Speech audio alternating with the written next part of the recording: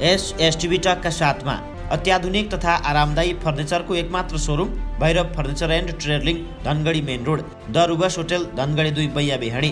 सुदूरपश्चिमकै अत्याधुनिक सुविधा सम्पन्न अस्पताल निसर्ग हस्पिटल तथा रिसर्च सेन्टर प्राली Dhangadhi Asanpur. Reliable Nepal Life Insurance Limited. Reliable forever.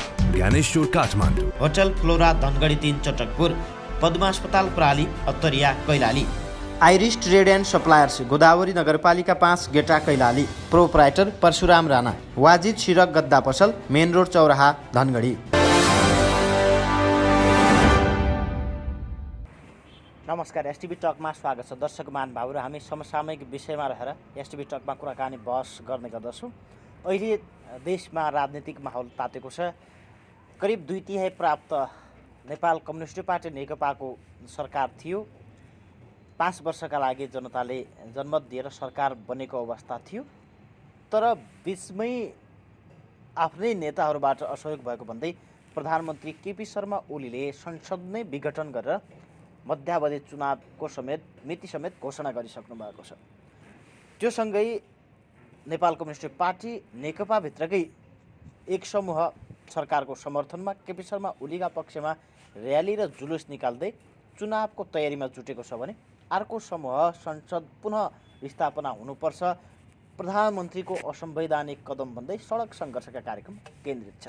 हामी अहिले यो राजनीतिक माहौललाई लिएर कुराकानी गरेका छौँ। आज पनि यही राजनीतिक विषयमा केन्द्रित रहेर कुराकानी गर्नेछौँ। हामीसँग हुनुहुन्छ राजनीतिक विश्लेषक डिल्लीराज जोशी। सर, स्वागत छ। हजुर, धन्यवाद। देशको यो अवस्थालाई कसरी नियालिराख्नु भएको छ?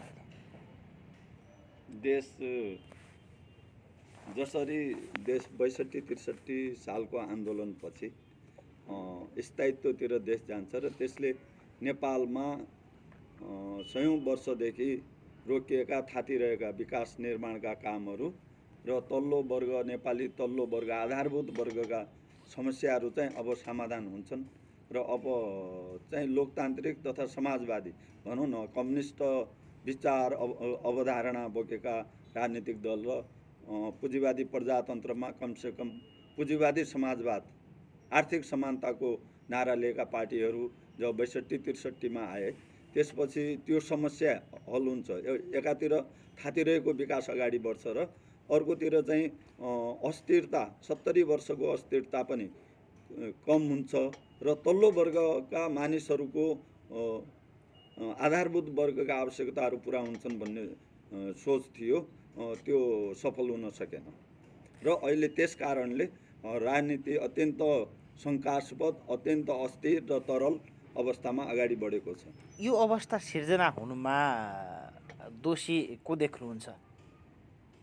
यो हेर्नुहोस्, यी सबै कुरालाई गाइड विचारले गर्छ होइन, मैले भन्दा वा अरू कसैले भन्दा पनि के हो त, मूल कुरा के हो त भन्दाखेरि हाम्रो विचार, दर्शन, दृष्टिकोण, आदर्श र हाम्रो प्रोग्राम, राजनीतिक दलको प्रोग्राम भन्छ के, राजनीतिक दल पोलिटिकल पार्टिजहरू, उनीहरूले अपनाएको आत्मसात गरेको जो विचार हुन्छ, दृष्टिकोण हुन्छ, कार्यक्रमहरू छन् होइन, ती कार्यक्रम अनुसार उनी अगाडि बढे कि बढेनन् भन्ने हो।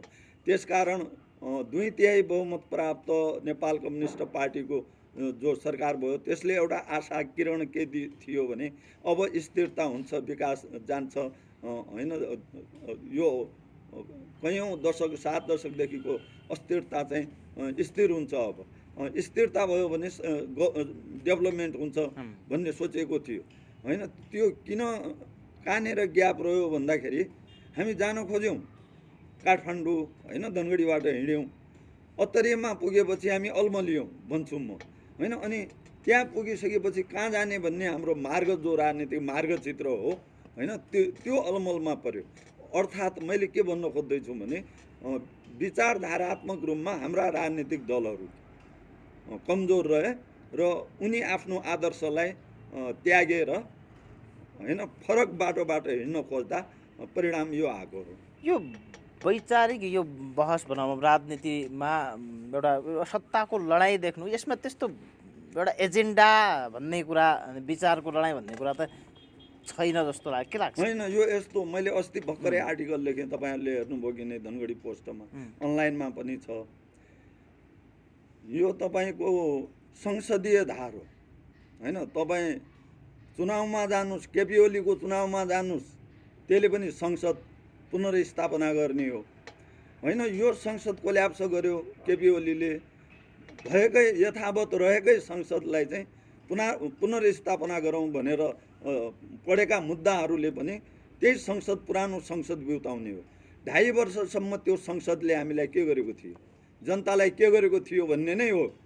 र भोलि आउने संसदले के गर्छ नि, आखिरी संसदीय व्यवस्था त्यही हो, त्यसले दिने परिणामहरू तिनै हुन् जनताका होइन। नागा भोगा जनताहरू सधैँ नाङ्गा भोगा रहने हो भने दुईटै केपी ओली वा प्रचण्ड माधव नेपाल समूहको मूल एजेन्डा संसद हो।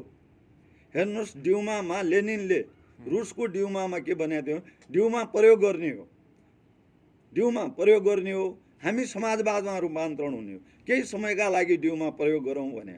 अनि हाम्रा राजनीतिक नेताहरूले इभन प्रचण्डसम्मले पछिल्लो समयमा खसीको टाउको झुन्ड्याएर कुकुरको मासु बेच्ने थलो हो भनेको संसदलाई 62-63 सालको सम्झौताले, दिल्ली सम्झौताले संसदमा उनीहरूको पतन गरायो। म त यही शब्द प्रयोग गर्छु, सदनमा पतन हो कम्युनिस्टहरूको।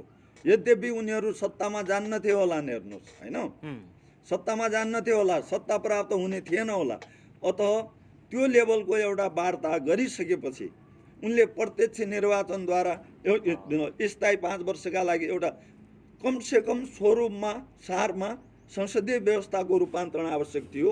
किनकि 70-60 दशकदेखि संसदीय व्यवस्था हामीले हेरेका थियौँ, जानेका थियौँ, चिनेका थियौँ, असफल भइसकेको थियो त्यो एक हदसम्म।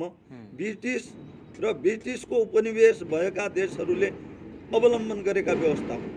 अब कहीँ सफल भयो, अब रातो आलु हुन्छ नि, अब कसैले खुला दाना फलाउँछ, हेर्नु कसैले धेरै फलाउँछ। अब हामीले फलाउन सकेनौँ त्यो संसदीय व्यवस्था। नेपालमा आवश्यकता के देख्नुहुन्छ? प्रत्यक्ष निर्वाचित राष्ट्रपति प्रणाली नै हो कि अथवा संसदीय प्रणाली नै? होइन, अब संसदीय प्रणाली असफल भइसक्यो। संसदहरू, सभासदहरू किन्ने, बेचिने, सुरा सुन्दरी, उनीहरूको पजेरो होइन, लाभ करोड लगाएर खरब कमाउने व्यवस्था हो यो त। तपाईँलाई भनौँ म होइन, करोड लगाएर, लाख लगाएर खरब कमाउने व्यवस्थामा रूपान्तरण भएको छ संसद। हाम्रो चुनाव प्रणाली गरिब जनता, कम्युनिस्ट जनता, इमान्दार काङ्ग्रेसहरू जित्ने व्यवस्था होइन यो। नेपाली जनताका प्रतिनिधिहरू जित्दैनन् यो। अपराधी, हत्यारा, बलात्कारीहरू, रुपियाँ कमाएका, कुन ल्याएका मान्छेहरूले सत्ता कब्जा गर्ने र अलिकति बाह्य शक्तिहरूका एजेन्टहरू प्रवेश हुने व्यवस्थाको रूपमा संसद परिचित छ अहिले। तत्कालीन माओवादी जनयुद्धमा हुँदा पनि पछि संविधान सभाको, पहिलो संविधान सभाको निर्वाचन भइसकेपछिका एजेन्डा पनि तत्कालीन माओवादीको त प्रत्यक्ष राष्ट्रपति प्रणाली नै थियो। संसदको त सायद विरोधमै हो नि तत्कालीन माओवादी पनि हो त। त्यही त म के भन्दैछु भने उनीहरूले पनि भने के हो भने संसदीय व्यवस्था सफल छैन नेपालमा। अब प्रजातन्त्रै हुनलाई पनि संसदै हुनुपर्छ भन्ने छैन। जस्तो अमेरिकामा राष्ट्रपतीय शासन प्रणाली छ होइन। कुनै अब जस्तो ब्रिटेनको अभ्यास हेर्ने हो भने त्यहाँ पावरफुल च्याम्बर भन्छ होइन। उनीहरूको एउटा उखानै छ पोलिटिकल साइन्समा। ब्रिटेनको शासन चाहिँ के अरे, संसदले, त्यहाँको संसदले सबै कुरा गर्न सक्छ, एउटा कुरा गर्न सक्दैन। केटीलाई केटो, केटोलाई केटी बनाउन सक्दैन, अरू सबै कुरा गर्न सक्छ भन्ने एउटा उखान हो त्यो होइन। त्यसैले या त त्यो किसिमको पावरफुल चाहिँ नै तपाईँको संसद चाहिँ आवश्यक हुने भयो होइन। हामीले त्यो रूपमा, त्यो संरचनामा हामी जान सकेका छैनौँ। हामी कार्यकारिणी प्रधानमन्त्री भनेर मानिरहेका छौँ। तपाईँले म यहाँनिर यो घटनाक्रमलाई एउटा अलिकति जोड्छु। हाम्रो संविधान कति कमजोर छ भने त्यही संशोधन गर्नुपर्ने त त्यही देखिन्छ नि। हामी एकातिर शक्ति पृथकीकरणको कुरा गर्छौँ होइन, कार्यपालिका, न्यायपालिका र व्यवस्थापिकाको नियन्त्रण र सन्तुलन भनेर भन्छौँ, जसलाई संविधानवादका अनुसार त्यसलाई शक्ति पृथकीकरण भन्छ। संसदले 2 वर्षपछि अविश्वास ल्याउन पाउने होइन, कार्यपालिकालाई चाहिँ संसद भङ्ग गर्न नपाउने जुन कुरा राखियो नि त्यहाँ हो, अहिले नराखेको कारणले यो बढी विवाद भयो। या त राख्नु पर्थ्यो, शक्ति सन्तुलन त गर्नु पऱ्यो नि त होइन। त्यसैले पनि यो संविधानवाद संविधान विकास क्रमको सिद्धान्तले पनि के भन्छ भने यो शक्ति सन्तुलनको सिद्धान्त होइन संविधान। अनि अहिले जुन प्रधानमन्त्री केपी शर्मा ओलीले कदम चाल्नुभयो नि, अब अघि कुरो आयो संसद विघटन गरेर उहाँले अर्को संसदै चाहेको, प्रचण्ड नेपाल समूहले पनि फेरि त्यही संसदै चाहेको, समस्या त्यहाँनिर चुनाव गराएर खर्च हुन्छ भन्ने कुरालाई हो बढी। त्यो कदम चालेर संसद विघटन गरेर पुरै जनमतका लागि जानुभएको छ, यो कदम कस्तो हो त? यो हेर्नुहोस्, यसलाई के भनौँ भने अहिले हाम्रो मौजुदा जो संविधान छ, अब संविधानको धारामा स्पष्ट जनतामा जाने या मध्यावधि निर्वाचनमा जाने भन्ने कुरा उल्लेख नभए पनि प्र्याक्टिसले के भन्छ भन्दाखेरि सबभन्दा सर्वोच्च अङ्ग सार्वभौम सत्ता सम्पन्न को हो? जनता हो नि, होइन? हो, केपी ओली गलत छ भन्ने कुरा हो नि त हाम्रो त, होइन? या प्रचण्डजीको या अरू कसैको, होइन? इभन प्रतिपक्षको पनि के हो भने प्रचण्डले यो 2.5 वर्ष काम गर्न सकेन, सुशासन दिन सकेन हो भने त ठिकै छ नि त। उनले चुनाव घोषणा गरेका छन्, चुनावमै जाने हो। खर्च त तपाईँको त्यो खर्चले नेपाली जनताले त पाएका थिएन। खेत खलिहानमा काम गर्ने जनताले, होइन? सडक बजारमा काम गर्ने मजदुरहरूले या तल्लो वर्गका कर्मचारीहरू, होइन? किसान मजदुरहरू, तपाईँ हामी जस्ता साना पत्रकारहरू, होइन? हामीले के पाएको थियौँ र 2.5 वर्षसम्म? त्यो पैसा हाम्रा लागि कहाँ उपयोग भएको थियो र? त्यो त बरु म त के भन्छु भने यो गलत होला है, सिद्धान्त त गलत होला। मेरो व्यक्तिगत विचार के हो भने अब त चुनाव भयो भने त त्यो त पैसा बाँड्न आउने हुन्। त्यो त तल गाउँको एउटा तपाईँको मौन्याल गाउँपालिकाको हो एउटा चिया पसल चल्छ। अब त चुनाव लाग्यो भने पैसा त तलसम्म आउँछ त। हिजो त पैसा काठमाडौँमा मात्रै थियो, धनगढीको सदरमुकाममा मात्रै थियो। अब त्यसरी एनालाइसिस गर्ने हो, बजार शास्त्र अर्थशास्त्रका दृष्टिकोणले कुरा गर्ने हो भने त पैसा त तलसम्म ग्रासरुटसम्म गाउँसम्म आउँछ त, होइन? उहाँहरू कसलाई उल्लु बनाउँदै हुनुहुन्छ? पैसा खर्च हुन्छ त जनतामा हुन्छ, पर्चा छाप्नमा हुन्छ, होइन? भेस्ट बनाउनमा हुन्छ, दारू खुवाउनमा खर्च गर्नुहुन्छ उहाँ। मैले भने नि करोड लगाएर खरब कमाउनेहरूले पैसा त तल ल्याउँछन्, भोलि जन लेभलमा गाउँसम्म आउँछ। त्यो कुरा त्यस्तै हो, पैसा खर्च हुन्छ भन्दैमा जनमतको अनादर गर्नु हुँदैन। तथापि संविधानमा अब स्पष्ट प्रधानमन्त्रीले चाहिँ प्रतिनिधि सभा भङ्ग गर्नु पर्थ्यो भनेर लेखेको छैन। अब त्यो त मुद्दा अदालतमा छ। त्यो मैले त्यसको निर्णय सडकबाट यहाँ तपाईँहरूको इन्टरभ्यूबाट मैले त्यसको निर्णय दिने, मेरो औकात हैसियत, मेरो मान्यता, मेरो कर्तव्य एउटा सामान्य नागरिक भएको हिसाबले पनि मैले अदालतमाथि विश्वास गरेका छ। उसले जे निर्णय दिन्छ त्यो मान्नुपर्छ। प्रजातन्त्र भन्ने कानुनी राज्य, होइन? कानुनको सर्वोच्चता भन्ने राजनीतिक दलहरूले न्यायालयमाथि विश्वास गर्नुपर्छ। न्यायालयलाई प्रभाव पार्नुहुन्न, इन्फ्लुएन्स गर्नुहुन्न। केपी ओलीले यदि संविधान विपरीत काम गरेका छन् भने न्यायालय छ, त्यसले फैसला दिनुपर्छ। सुन्नु न, आज जीवन बिमा गर्न जाउँ है? पछि जाँला नि। हे, जहिले टार दिनु। एकछिन के भयो भने? पानी प्यास लाग्यो के छोरीलाई? ल जाउँ त जाउँ।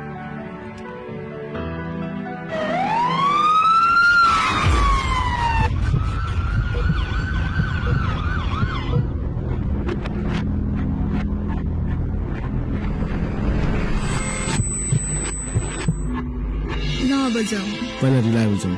किन? जीवन बिमा गर्न। के भयो आज?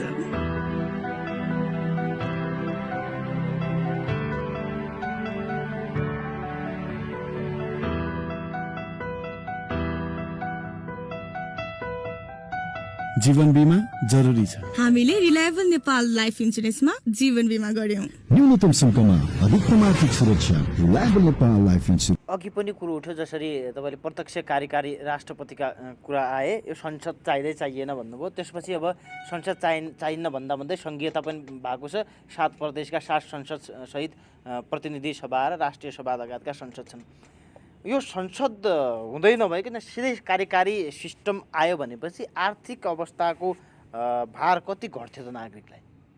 म त्यो भन्दै थिएँ तपाईँलाई, होइन? त्यो म भन्न खोज्दै थिएँ कि चुनाव प्रणाली कस्तो बनाउने भन्दाखेरि अब यहाँनिर कुरा के हो भने यो एकपटक चुनावमा गएर संविधान परिवर्तन गर्ने लेभलमा कोही न कोही पुग्नुपर्छ, यदि बाह्य शक्तिहरूको हस्तक्षेप हुँदैन भने है मेरो एउटा फेरि रिजर्भेसन र स्वयं नेपाली जनता, नेपाली राजनीतिक दल, नेपाली नेताहरूले सोच्ने हो भने एकचोटि उनीहरूले एउटा बहुमत, 2/3 बहुमत यसकारण पनि ल्याउनुपर्छ कि संविधानमा जे जति त्रुटिहरू छन् त्यसलाई करेक्सन गर्नुपर्छ। हामीले अभ्यासमा देखिसक्यौँ होइन। त्यसकारण एउटा त संसदीय व्यवस्थाको विकल्पमा योभन्दा उन्नत प्रजातन्त्र भनौँ अब होइन, अथवा उन्नत लोकतन्त्र के हुन सक्छ स्थिर दिने राज्यलाई, त्यतातिर एउटा सोच्नुपर्छ र बहस त्यता जानुपर्छ। अर्को के हो भने हामी 7-7वटा राजा, 15-15, 20-20 राजा पाल्ने नेपाली जनताको आर्थिक औकात छैन। र अझ देखिएको के हो भने 2.5 वर्षमा यो प्रदेश सरकारको काम चाहिँ प्रभावकारी पनि देखिएन, कार्यकारिणी पनि देखिएन होइन, प्रशासनिक पनि देखिएन, आर्थिक पनि देखिएन। यसको न आफ्नो आर्थिक आय स्रोतको आधार छ होइन, न यसले रेभेन्यू उठाउन सक्ने, आम्दानी उठाउन सक्ने कुरा छ। यसले केन्द्रबाट नै केन्द्रको पैसा नै ल्याएर चलाउने हो भने किन चाहियो नि होइन, यिनलाई भत्ता किन खुवाउनु पर्यो। त्यसैले यति धेरै फेरि 1200-1500 वर्ग मिटरको होइन किलोमिटरको देश, सानो देशमा 7वटा प्रदेश चाहिनुपर्ने, नक्कल गर्नुपर्ने हामीले अर्काको। हाम्रो आन्दोलनमा त यो थिएन, 62-63 आन्दोलनको माग त होइन यो। त्यसैले यो बारेमा पनि हामीले सोच्नुपर्छ। यो संरचना नेपालका लागि अफाफ छ। सङ्घीय लोकतान्त्रिक गणतन्त्र भनेर त त्यतिखेरका लगभग ठुला भनिएका सबै दलहरूले ल्यायो नि त संविधान त। अहिले अब त्यो अलि केपी शर्मा ओलीले जसरी त्यति बेला सङ्घीयताको अलि विपक्षमा देखिनु भएको थियो, अहिले फेरि यो सङ्घीयता नै खारेज गरिदिए हुन्थ्यो अथवा त्यो एजेन्डा लगेर गयो, यो अलि जनमत बढी आउँछ कि भन्ने पनि धेरै आकलन गरिएको अवस्था थियो। के छ सम्भावना, कस्तो देख्नुहुन्छ तपाईँ? त्यस्तो गर्दैन केपी ओलीले, अहिले त्यस्तो गर्दैनन्। न त बाहिर सडक पेटीमा हिँड्ने मान्छेहरूले उनले यो धर्मनिरपेक्ष हटाउँछन् या राजतन्त्रलाई आह्वान गर्छन् या इमिडिएट तत्काल चाहिँ यो प्रदेश सरकारहरू यो सङ्घीयता हटाउँछन् भन्ने जुन किसिमको आकलन गर्दैछन् त्यो कुरा सत्य होइन। उनी गर्दैनन्, किनभने उनी एउटा अलि लामो रेसको घोडा हो केपी ओली। यो कुरा ख्याल गर्नु होला। उनले गरिहालेछन् भने पनि एउटा स्टेजमा, एउटा चरणमा त्यही गर्नै छ भने पनि उनले 2/3 बहुमत ल्याउनुपर्छ हो। अहिले भनेर एजेन्डा लग्यो भनेपछि भन्ने हो, एजेन्डा लग्यो, तर अहिले त्यति प्रष्ट रूपमा एजेन्डा लग्यो भने उनको जनमत गर्छ। पोलिटिक्स यस्तो कुरा हो हेर्नुहोस् होइन, किनभने जनताको सेन्टिमेसन दरबारतिर छैन। त्यो केहीजना मान्छे सडकमा आए पनि राजतन्त्र फर्काउनु पर्ने प्रतिगमनतिर केपी ओली जाँदैनन्, म जान्छु भन्न सक्दैनन्। हो, उनको जनमत गर्छ। उनले भने पनि नभने पनि यो पोलिटिकल कुरा हो होइन, पोलिटिकल खेल हो, यो गेम भन्छ, राजनीतिक खेलभित्र रिङ हो। रिङ बाहिर जान खोज्यो भने हार्छ, त्यो रिङ बाहिर गयो भने हार्छ खेलाडी। अन्तिम सासमा पनि ऊ रिङभित्रै रहन चाहन्छ। त्यसैले केपी ओली रिङभित्रै रहन चाहन्छन्। तर व्यवस्था परिवर्तन गर्ने एउटा नयाँ आन्दोलन, नयाँ सोच, नयाँ बहस चलेको छ होइन। हाम्रो चाहिँ त्यो संसद पुनर्स्थापना भयो भने समस्या हल हुँदैन। हेर्नुहोस्, म स्पष्ट भन्छु, जनताका इच्छा आकाङ्क्षाहरू धेरै छन्। यो सङ्घीयता हाम्रा लागि त्यति धेरै सफल छैन। यसलाई म्यानेज गर्नुपर्छ। कसरी गर्ने भन्ने सोच्न सकिन्छ। तर अहिले जुन रूपमा स्वरूपमा छ र यसले 2.5-3 वर्ष जो जनतालाई जे कुरा दिएको छ, मैले भने नि इकोनोमिक, यसको होइन development sector, administration sector, development sector, political सेक्टरमा यो प्रदेश त्यति कामयाबी छैन। यसको आवश्यकता छैन। यति ठुलो खर्च गर्नुपर्ने छैन, आवश्यक छैन। अब देशमा धेरैले गृह युद्ध पनि सुरु हुन्छ कि भन्ने आकलन पनि गर्न थालेका छन्। जसरी एक थरीले सडक आन्दोलन विभिन्न किसिमले विभिन्न चरणमा चलिरहेको छ, अर्को दोस्रो चरणमा नि आन्दोलन अब सुरु हुनेवाला छ 2-3 दिनपछि। सरकारले अस्ति मात्रै गृहमन्त्री रामबहादुर थापाले त्यस्ता आन्दोलन गर्ने, त्यो मांसाहारी आन्दोलन गर्नेहरूलाई चिडियाखानाभित्र हाल्छु भनेर पनि एउटा चेतावनी पनि दिनुभएको छ। गृहयुद्ध नै सुरु हुन्छ कि भन्ने पनि एउटा आकलन, आशंका सुरु भएको छ। के देख्नुहुन्छ, देशमा कतातिर धकेलिन्छ होला? होइन, म त्यस्तो देख्दैन होइन। देश गृहयुद्धतिर जाँदैन। देशका प्रमुख राजनीतिक दल तपाईँको जनता समाजवादी पार्टी होस् होइन, नेपाली काङ्ग्रेस होस् या अहिलेको केपी गुट होस् होइन, यो धेरै पार्टीहरू अन्ततोगत यी चुनावमा जान्छन्। या त अदालतले संसद पुनर्गठन होइन पुनर्स्थापना गर्नुपर्छ, होइन भने चुनावमा जान्छन्। यो यहीँकै मात्र होइन, तपाईँलाई म अलिकति फरक कुरा गरौँ। यो तपाईँको पश्चिमाहरू अहिले नेपालभित्र खेलिरहेका, तथापि अब इन्टरनल फ्याक्टर त आफ्नै हुन्छ भन्ने हुन्छ, हामी वामपन्थी विचार राख्ने।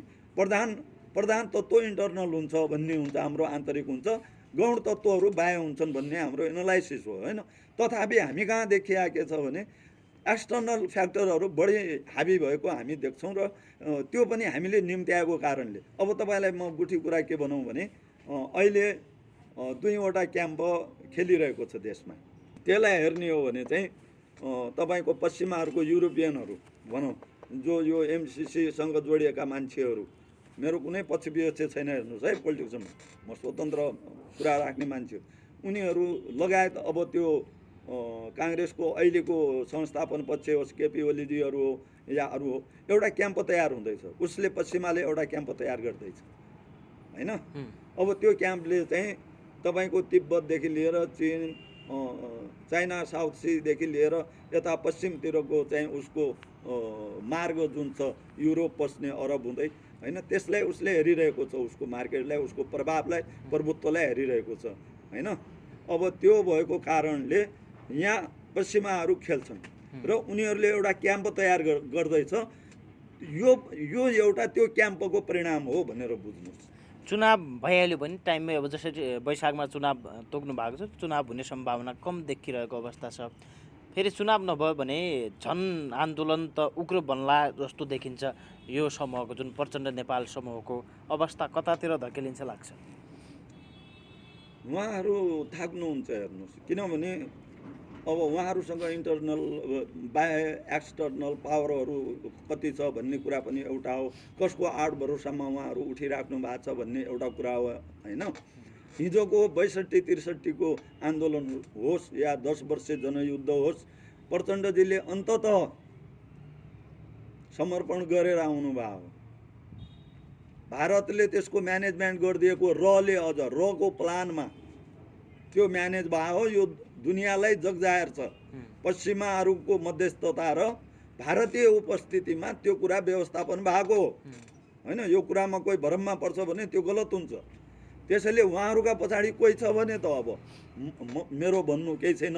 अहिले पश्चिमाहरूको शक्ति जुन किसिमले नेपालमा देखिन्छ, यो एमसिसी र त्योसँग जोडिएका अरू पेरिफेरीका विषयवस्तुहरू, चीनलाई घेर्ने रणनीति, आइपिएस, यी सबै कुरालाई हामीले मूल्याङ्कन गरेर हेर्ने हो भने पावर भन्छ नि पोलिटिक्समा, प्रचण्डजीहरूसँग भन्दा केपी ओलीजीसँग बढी पावर देखिन्छ।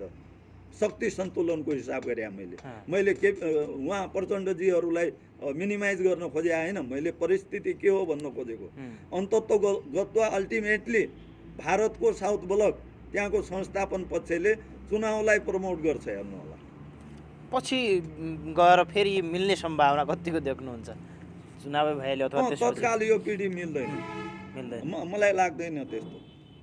यी शीर्ष पछिको सेकेन्ड अवस्थाको चाहिँ मिल्दैन। केपी ओली प्रचण्ड नेपाल मिल्न सक्दैनन् भन्ने तत्काल मिल्न के भने त्यो पर्सनल क्ल्यास हो होइन, व्यक्तिगत नेतृत्वको कुरा हो, कुनै वैचारिक होइन। प्रचण्डजी क्रान्तिकारी, केपी ओली संशोधनवादी पनि होइन। केपी ओली क्रान्तिकारी, प्रचण्डजीहरू क्रान्तिकारी पनि होइन। यी सबै संशोधनवादी र संसदवादी हुन्। अब तपाईँहरू भ्रम नपर्नु होला। अब नाम एउटा ब्रान्ड बेच्ने हो, उहाँहरूले कम्युनिस्ट ब्रान्ड बेच्नु भएको छ। बाँकी रह्यो रामबहादुर थापा बादलको कुरा, उहाँका धेरै विषयवस्तुहरू छन् युद्धैदेखि, त्यतातिर नजाउँ होइन। तेस्रो जनआन्दोलन, सरकारमा बसेका शक्ति आन्दोलन गर्छ, या त म क्रान्ति गर्छु भनेर निस्किनु पर्यो, आन्दोलन होइन। रेभुलेसन गर्छु भन्नु के का लागि? जनवादी क्रान्तिका लागि, कम्युनिस्ट गणतन्त्र ल्याउनका लागि भन्नु पर्यो। हिक्मत छ? कम्युनिस्ट हो नि उहाँ त, त्यो भन्न सक्नु। आफू सरकारमा हुने, गृहमन्त्री हुने। म तेस्रो जनआन्दोलनमा गएँ, उहाँ सायद त्यो उहाँ नजानेर भन्नुभयो होला मलाई लाग्छ।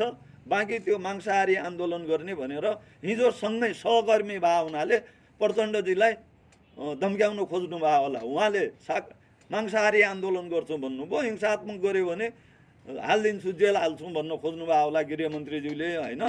अब आन्दोलन गर्ने मान्छेलाई त्यसरी जेल हाल्नुपर्छ पर्दैन, डेमोक्रेसीमा विचार राख्न दिनुपर्छ, त्यो कुरा उहाँले बुझ्ने कुरा हो। हामी त के भन्छौँ भने प्रचण्डजीहरू पनि राजनीतिक विमति राख्नुहुन्छ भने सडकमा मजासँग शान्तिपूर्ण र सभ्य ढङ्गले उहाँ आफ्नो विचार राख्न पाउनुहुन्छ। कसैले जेल हाल्नु पर्दैन, उहाँले पाइँदैन। जुन सत्तारूढ दलकै दुई खेमा भएका छन्, यति बेलै राजावादीहरूको पनि गतिविधि देखिन थालेको छ। केही फेरि राजाको पक्षमा माहौल बन्ला त? होइन, त्यति छिटो देख्दैनौँ। किनभने राजावादीहरूले पनि हिजो जे गरेका छन्, होइन, त्यो मान्छे बिर्सेका छैन। त्यो हाम्रो जेनेरेसन हो नि। 36 सालदेखि आन्दोलन गरेका मान्छे हौँ हामी, होइन। हाम्रो लेखराजजी, म, रामबहादुर थापा, बादल, प्रचण्ड, हामी सबै पञ्चायती कालदेखि आन्दोलनमा आएका मान्छे हौँ। प्रत्यक्ष आन्दोलनमा कसैसँग पैसा पानी थियो, बढी थियो, माथि एप्रोच गरे, होइन। हामी एउटा पेसामा लाग्यौँ, पैसा थिएन, गएन होला, तलमाथि कहाँ छौँ, ठाउँ चाहिँ। तर हाम्रो जेनेरेसन त्यो हो। त्यसैले अहिले पनि सत्तामा, सत्ता बाहिर, प्रशासनमा, पुलिसमा, सबै ठाउँमा हाम्रो जेनेरेसन छ। र हाम्रो जेनेरेसनले राजतन्त्र हेरेको भोगेको कुरा हो। त्यसैले राजा आउनलाई त राजा आउनु पऱ्यो नि त बाहिर, होइन। 4 जना विश्वासै नभएका या नेतृत्व नभएका मान्छे को हुनुहुन्छ तपाईँ भन्दाखेरि नागरिक हुँ, स्वतन्त्र नागरिक, एउटा लिडरसिपका पछाडि, विचारका, दर्शनका पछाडि लाग्छ नि पब्लिक त, होइन। त्यसैले हामी राजावादी हौँ भनेर ठुलो पब्लिक चाहिँ त्यता जाँदैन। अहिले त्यो सम्भावना त्यस्तो हामी देख्दैनौँ। महत्त्वपूर्ण समयका लागि धन्यवाद। हजुर, धन्यवाद। मलाई पनि बोलाउनु भयो, यो तपाईँ कार्यक्रम टिमलाई धन्यवाद छ। दर्शक महानुभावहरू, आजको एसटिभी टकमा हामीसँग हुनुहुन्थ्यो राजनीतिक विश्लेषक डिल्लीराज जोशी। उहाँसँग हामीले देशको राजनीतिक परिवेशमा रहेर कुराकानी बहस गऱ्यौँ। दर्शक महानुभावहरू, आजका लागि एसटिभी टकसँगै प्रविधिमा सहयोग गर्ने सम्पूर्ण सहित म दिनेश विष्ट पनि बिदा हुन्छु। नमस्कार।